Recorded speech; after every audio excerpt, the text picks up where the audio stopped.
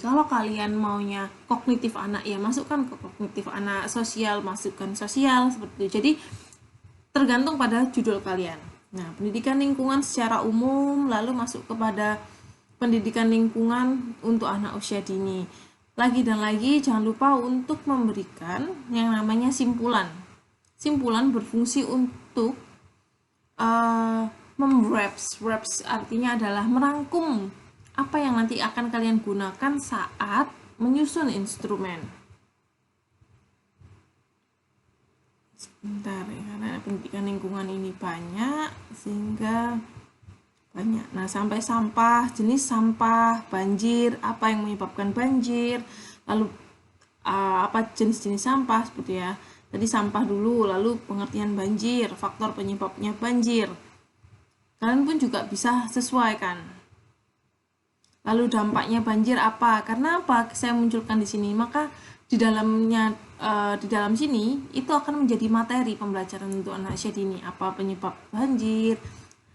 Apa dampaknya dari banjir? Apa itu artinya sampah? Sampah itu jenisnya ada berapa? Seperti itu.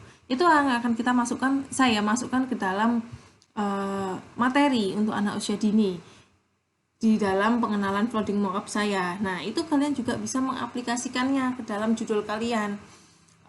Kalau seandainya mau kemarin ada salah satu prestasi belajar. Prestasi belajar itu apa saja? Ada yang namanya kognitif, psikomotor, dan afektif. Masukkan ke dalam sana. Dari 3 itu, apakah semuanya mau diambil? Apakah semuanya tidak semua yang kalian mau ambil?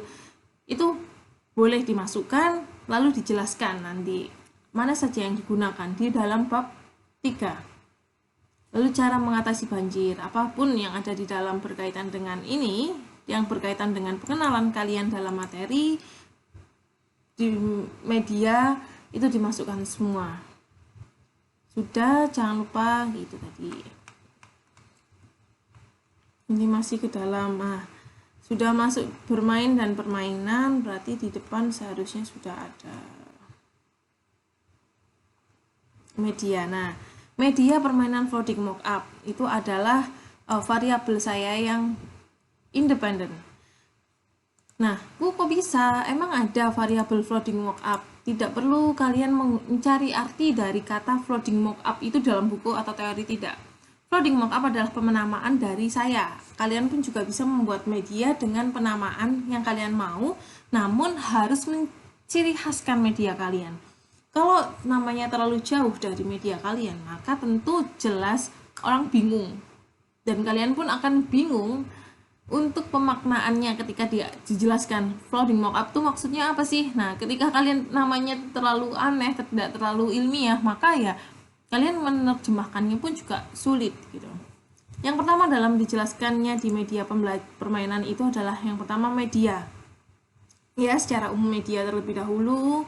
Lalu pemilihan media, apa yang harus dilakukan, karena kenapa saya menggunakan pemilihan media? Pemilihan media ini saya gunakan untuk sebagai